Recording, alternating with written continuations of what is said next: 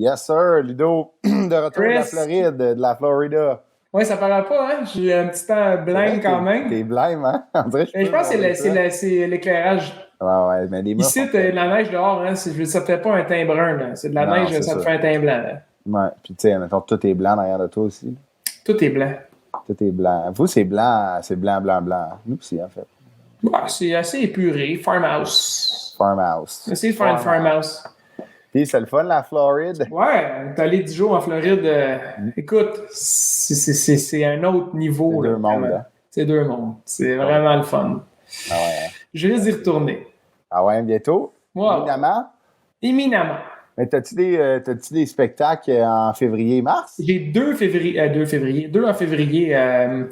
On a décidé, ben là, avec la COVID, on a annulé pratiquement tout. Là. On en garde 2, qui est à Gatineau puis Repentigny. Il reste, je sais pas s'il reste des billets parce que c'est demi-jauge. Ah ouais. Fait que je pense pas, mais on va annoncer des shows prochainement pour une nouvelle tournée. Ah, that's it. 3e tournée. Là, je l'ai fait écouter des tunes tantôt, hein, mon chum. C'est vraiment bonne. Ben, c'est ça, on va sortir des chansons bientôt, puis un album. Fait que, il y a un spectacle qui va venir. On va sortir de ça, très fresh. Vraiment, pour vrai, je suis extrêmement excité en ce moment. On a ça en exclusivité. Tu sais, quand là, tu t'as enfin trouvé des tunes qui fait comme Ah man, ok, je pense qu'on a de quoi là. Ben oui, c'est ça. Puis ce que j'ai entendu, il y a vraiment de quoi. Fait que. Parce que ouais. Tu vas pouvoir partir en tour. Toi, comment ça roule, l'écriture? Ça roule. Moi je suis pas allé en Floride, mais on s'est exilé au chalet. Donc, ouais, j'ai vu. Ça m'a permis d'écrire beaucoup. J'avais d'autres projets aussi qu'il fallait remettre à terme. Donc, des demandes de subventions pour des projets. C'est une affaire plate. Ben, c'est plate. C'est plate. C'est pas vrai. C'est plate. Le gros de la job, ça reste. C'est de la paperasse. Là, c'est ça. Mais le bout de la job, il faut expliquer le projet puis le défendre. C'est pourquoi. Fun, ça, c'est le fun. Ça crée, même si toi, tu as le projet en tête. Ce qui est difficile d'un projet, puis tu le sais, là, c'est de vraiment être, genre, de défendre l'idée de ce que tu as en tête sur papier à quelqu'un qui n'est pas dans ta tête, qui n'était pas là dans le brainstorm, qui n'était pas là dans les meetings. Moi, je serais pas capable. Je serais pas capable de faire ce que tu fais. C'est difficile, tu sais. On va avoir des nouvelles en mars, mais c'est au Comité des arts et lettres du Québec, le CALC, en fait, qui ont un bon portefeuille de subventions à donner. Là. Moi, je pense que tu en as profité. Moi aussi, j'en ai bénéficié cette année. Un petit peu.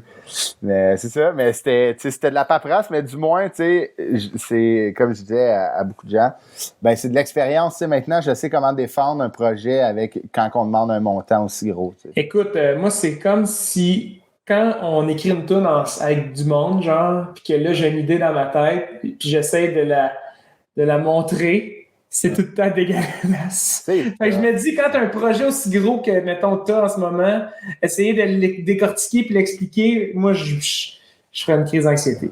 Mais... Ben, c'est tough, mais au moins, on était 2, tu sais. On demandait ben, on est plusieurs sur le projet, mais les 2 auteurs principaux du projet. Ah, c'est ça. Ça, c'est le fun. Tu peux... C'est ça, plusieurs cerveaux.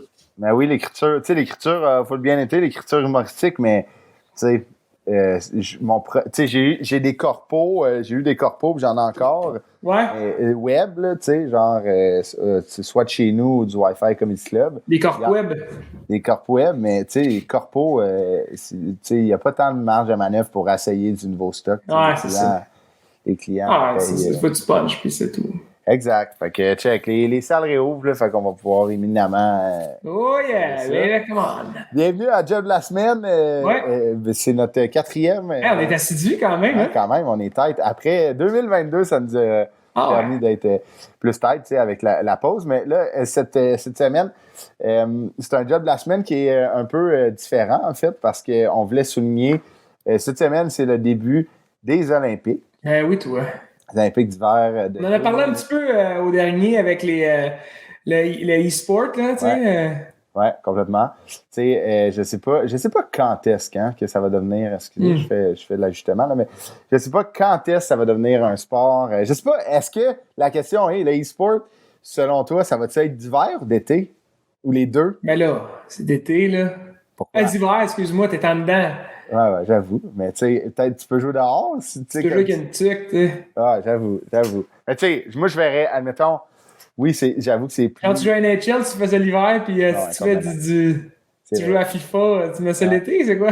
Non, mais tu sais, toi, t'as une console, toi aussi, comme... Ouais, là, avec un bébé, c'est pas évident, mais j'aime vraiment ça. Je suis quand même pas un gros gamer, mais j'aime ça, libérer l'esprit en jouant à des jeux. Mais c'est vrai qu'on joue plus l'hiver, tu sais. On est comme enfermés. Oui, si tu vas au parc. Moi, mettons, tu sais, du 25 décembre, là, on n'avait plus le droit de faire des parties. Là, jusqu'au genre... J'ai commencé à travailler le 10. J'ai gamé comme un chien. Ah ouais, hein? Ah ouais, quand même, vraiment. Mais tu me fais penser, c'est pas vrai que j'ai pas gamé parce que je me suis acheté un jeu de golf à la Switch. OK. Tu sais, la Switch, tu peux l'avoir dans tes mains. Ben oui, c'était marrant. Je ne faisais que jouer à des jeux de golf. C'est comme si ça me faisait penser à l'été un peu, tu sais. Fait que j'étais obsédé, là. Là, ils ont fait un remake. Si t'as une Switch, man, ils ont fait un remake de Mario Tennis Switch qui a de l'air quand même malade. Mais moi, j'aime les Mario Tennis. C'est Mario Ace. Ouais. Ah, OK. Ouais, ça s'appelle Ace. Wow. Okay. Me le passera. C'est une petite cassette en plus. Hey, ça vaut cher les affaires Nintendo. Si tu achètes la cassette physique, ça a l'air, c'est vraiment bon si tu veux la revendre parce que ça a plus de valeur. Puis... Ah ouais, complètement. Nous, on avait. J'ai reçu un colis chez nous. Ma blonde, elle commande souvent. Mais bon, les Olympiques, cette semaine, c'était le début. Ben, c'était hier ou genre aujourd'hui, tu sais, à cause que c'était à Beijing, il y a un décalage quand même assez important. Là. Je pense que c'était comme à 4 heures du matin ici. Eux, c'était comme 14 heures de plus. Fait que c'était à 6 heures le soir qu'ils faisaient la cérémonie d'ouverture. Ouais, c'est ça. Ils sont à l'autre bout de la boule, pareil. Hein? À l'autre bord de la boule, c'est ça. Ouais, ils sont complètement à l'autre bord de la boule. C'est quand tu dis qu'on est pied à pied, là. Je vois que c'est fucké, pareil. Mais c'est quand même, tu sais, les Olympiques avaient été repoussés. Je sais que Tokyo ont eu lieu en 2020, en l'été 2020.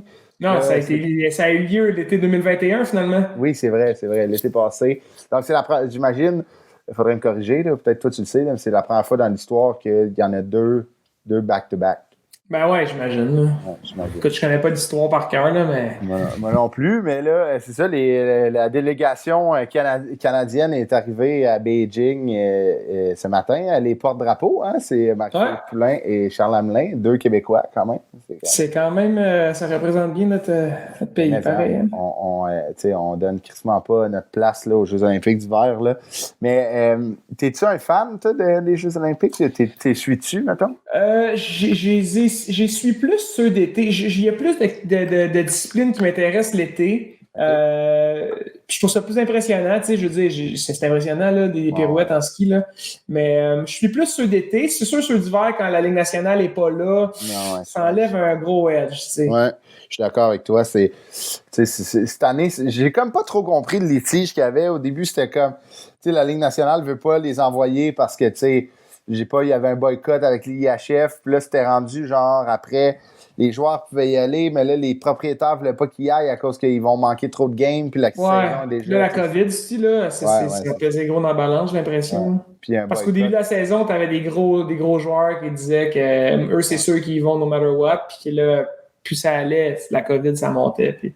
Ah ouais, c'est ça va vite. Hein. Ça va vite, là, mais c'est sûr c'est poche. Parce que c'est une grosse discipline quand même, surtout pour le Canada. Là, complètement. Autant de joueurs. Tu sais, qu'on avait reçu justement... Qui? Un joueur de hockey? Non, c'est sur notre podcast. Non, sur notre podcast. Voyons, Marianne Saint-Gelais. Marianne Saint-Gelais. Oui. Elle nous expliquait qu'elle avait vu croiser justement les joueurs, puis elle savait pas trop c'était qui à part Sidney Crosby parce qu'il c'était le seul qui était gentil. Tu sais. Ouais, c'est fou. C'est quand même. C'est beaucoup de disciplines qui se mélangent ensemble. C'est tellement impressionnant. Là. C'est des grands athlètes. Là. C'est fou, raide. Mais au moins, ce que je me dis, ce qui est le fun, c'est vu que les gars de la Ligue nationale sont pas là, mais ça laisse vraiment de la place à tout le hockey féminin. Tu sais. Ah ouais, parce que c'est pas le hockey masculin qui va attirer l'attention. Non, exact. Fait que là, tant mieux pour ça, j'avoue. Hein. Ouais, les yeux vont être rivés vers les filles. L'idée par Marc-Philippe Poulin, qui est, selon plusieurs experts, la meilleure joueur de l'histoire du hockey féminin. Donc, Je suis pas sûr qu'elle s'est dit, tu sais, pour faire un parallèle avec notre sujet, je me demande si elle s'est dit, hey, moi, je vais jouer, tu sais, je vais gagner ma vie en jouant au hockey. Tu sais, c'est quand même relativement inaccessible pour les gars, pour les filles. Il y a encore moins d'opportunités parce qu'il n'y a pas de ligues qui sont de ligue internationale, disons. Là. Ah ouais. Puis les joueuses là, qui réussissent à faire ce qu'ils font puis à vivre de leur passion, je trouve ça fascinant. C'est fou. Tu sais, Marie-Philippe doit être une des chanceuses avec certaines joueuses canadiennes mais américaines, j'imagine, qui doivent bien gagner leur vie avec les commanditaires. Tu sais, Marie-Philippe, c'est la commentaire d'affiche de Bauer. Tu sais, elle a fait des pubs pour Gatorade, tu sais, qui est des grosses compagnies, j'imagine. Donc, c'est sûr que ça aide pour mettre du pain sur la table parce que c'est pas les games. C'est comment ça s'appelle le nom de leur ligue, là? Il y avait une ligue au Canada qui a comme fait faillite, genre, ou qui n'existe plus, là. Ouais, faudrait. Je sais pas si je sais pas c'est quoi la bonne solution. Faudrait-tu que la Ligue nationale achète la ligue, tu sais, fasse comme. Tu sais, j'avais déjà pensé à quelque chose, je me disais, mettons, là, tu fais des programmes doubles, genre le dimanche. Mettons, les Canadiens achètent les Canadiennes. Ouais. Là, mettons, toi, tu as payé des billets pour aller voir les Canadiens à 7h contre Boston samedi. Ben, pour genre, tu sais, mettons, dans ton billet ou pour un frais de plus, à 3h, les filles jouent. Les Canadiennes jouent contre les filles de Boston. Tu sais, ça fait des programmes. C'est malade. Ça serait vraiment débile. C'est sûr que les diffuseurs aussi, il faut qu'ils embarquent. Non, ouais, c'est ça. Faut qu'ils allument. J'ai sorti quelques pages web. Ouais, on se voit pas mal. Oh. Est-ce que tu vois-tu l'écran, là? Oui. En ce moment, tu vois le site olympique. J'ai sorti, en ce moment, tu sais, admettons, ça, c'est le site olympique, mais je pense qu'on ne voit plus. Tu me vois puis tu vois l'écran? Tout va bien. Excuse-moi. J'ai sorti le site olympique.com qui montrait les infrastructures parce que, tu sais, c'est des grosses affaires, là, les Jeux olympiques. Tu sais, admettons, les infrastructures, on le sait à Montréal, on en a une qui dort depuis un méchant bout, là. Mais, tu sais, ça, combien de temps d'avance faut que les villes posent leur candidature? Combien d'emplois ça crée, faire ces infrastructures-là? En même temps, ça crée beaucoup d'emplois pour un court terme. Ça fait rayonner la ville, mais à quel prix, tu sais? C'est ça. C'est un bon point que tu amènes. C'est vraiment à quel prix? Parce qu'on a su, tu sais, il y avait eu des histoires d'horreur avec Rio. Je sais pas si tu t'en souviens. L'Olympique de Rio, je pense que c'était en 2016. Il y avait eu genre... c'était comme... Il fallait qu'ils délocalisent des peuples, tu sais, admettons, aborigènes de ce coin-là. Genre, c'était, tu sais... Il y a souvent, on dirait, comme tu dis, à quel prix, tu sais? Fait qu'il faut faire attention, mais j'imagine que du coup, sur le coup des Olympiques, ça amène énormément de jobs. Oui, ça amène de l'attention, c'est ça. C'est qu'après ça, en même temps, c'est toutes des grosses villes qui sont connues internationalement. Là. Ouais. J'ai pas l'impression que les Olympiques, ça change grand-chose dans leur rayonnement, mais j'imagine que... En fait, j'ai l'impression que c'est une affaire de power trip, là, qu'ils veulent... Ouais, un peu. J'ai l'impression, là, les Olympiques, c'est une belle compétition, mais c'est sûr qu'il y a des côtés un peu plus dark, là. Vraiment, mais tu sais, ce que Beijing, admettons, ce que je t'apprends à lire sur le site là, c'est, admettons, tu sais, on se souvient qu'en 2008, il y a eu des Jeux olympiques d'hiver à Beijing, donc au moins, ils ont pu reprendre les installations, tu sais. Ça, c'est une bonne nouvelle. Ouais, vraiment. Mais check comment c'est beau. C'est incroyable. C'est fou raide, là. Check l'anneau est malade, là. Tu sais, c'est tellement beau. C'est tellement le fun. Check le Big Air. Oh, ouais. Ah, yeah. C'est la première compétition Jeux olympiques qui est faite à 100% sur de la neige synthétique. Ah ouais? OK, je savais pas. Je le savais pas. Ah ouais, OK. C'est un peu gênant, ça. Ouais, complètement. Check le Centre national de ski alpin. Fait que, tu sais, c'est beau. Tu sais, ils ont l'air quand même à être bien logés, là. Tu sais comme moi. Hey, on a fait des shows en tournée que Christy, c'était pas ça, les chambres d'hôtel, mettons. Et tabarouette, non. Des motels avec un couvre-lit brun, là. Ouais, c'est ça que quasiment tu dors habillé dessus, là. Ouais. Et il y a deux autres affaires que je vais te montrer. C'est la première fois depuis 24 ans, OK, donc depuis les Jeux olympiques de 1998, que la Jamaïque a qualifié des bobsleighs, des gars de bobsleigh. OK, donc c'est quand même fou. Ah ouais, OK. Fait que c'est la première fois que les Jamaïques se qualifient en bobsleigh. En 4 ans, là, je suis pas obligé d'entendre le son, là, mais juste les images. C'est la première fois en 24 ans qu'il y a une équipe de la Jamaïque. C'est quand même, tu sais, c'est le fun. Tu sais, un drapeau Jamaïque, sur une descente de bobsleigh glacée. Il y a de quoi de beau sur ça. Ils ont fait ça où? Il n'y a pas de neige. Y a-t-il une place qui a de la neige en Afrique? Fait que, tu sais, c'est ça. C'est la première fois en 24 ans. Puis, check ça, c'est beau, là. Check leur soute, là. On dirait des héros, des super-héros dans leur vaisseau spatial. Je pense que t'es muté, mon lid. Ah non, hein? Excuse. Je me suis muté, excuse-moi. Ah, voilà. Excuse-moi, qu'est-ce que tu disais? J'ai dit, on dirait des super-héros dans une navette spatiale, tu sais, qui... Complètement. Check comment c'est fresh, c'est là. slick, là, ouais. Ça a tellement de l'air tough. Ah, que ça a de l'air tough, le Mais explique-moi, est-ce que tu es au courant? Qu'est-ce qui font en sorte qu'ils vont vite? C'est le départ? Après ça, je veux dire, ils sont dans le bobsleigh et ils descendent. Je veux dire, à part le poids du monde. Ben, je pense que j'étais à la même place que toi. J'étais à la même place que toi dans ma connaissance. Là, mais je pense On n'a aucune espèce d'idée. C'est fou, hein? Le départ moi, je pense que le départ doit valoir 60% de la course, là, honnêtement. Ouais, je sais pas. Même plus que ça. Mais je pense qu'il y a une affaire de synchronisme d'un curve avec le poids. Ouais. Et si tu pognes plus haut, je pense que tu prends plus de vitesse. Donc, OK, c'est ça, ce serait intéressant parce que sinon, je veux dire, tu fais juste pousser un carrosse en métal en bas d'une piste de glace, là, puis c'est ça le bobsleigh. Comme quand on était jeune, là, quand on allait à la côte. Là, tu sais, la swing qu'on pognait, ça se coupe, là. Mettons, plus qu'on se swingait. C'est ça le départ, là. Ouais, complètement. Mais je pense qu'il y a un 5. Il doit y avoir une compétition de soucoupe. Hey, man. Mais il y a le skeleton, là, qui sont genre, ça, man, je ne ferais jamais ça. Une compétition de soucoupe, là, que tu t'es rendu aussi à l'envers puis que tu t'éclates. Le crazy carpet aux Olympiques, là. Mais, fun fact là, que j'ai entendu un matin, je ne sais pas si tu te souviens de Samuel Giguère, un joueur des Alouettes qui avait joué un peu pour les Colts d'Indianapolis, un Québécois. C'est un gars de un receiver. Ouais, là, lui, il est rendu sur l'équipe nationale canadienne de bobsleigh. Donc, il s'est recyclé en bobsleigh. OK. J'imagine que tu as besoin d'avoir des aptitudes, d'être fort. Fait que, lui, tenir quelque chose fort dans tes mains, genre un ballon ou rentrer dans des gars en courant. Des gars de 300 livres en courant, ça doit aider. J'ai sorti, c'est un article qui date de 2021, donc ça va être quand même actuel. Les montants d'argent que les athlètes olympiques gagnent par médaille au Canada.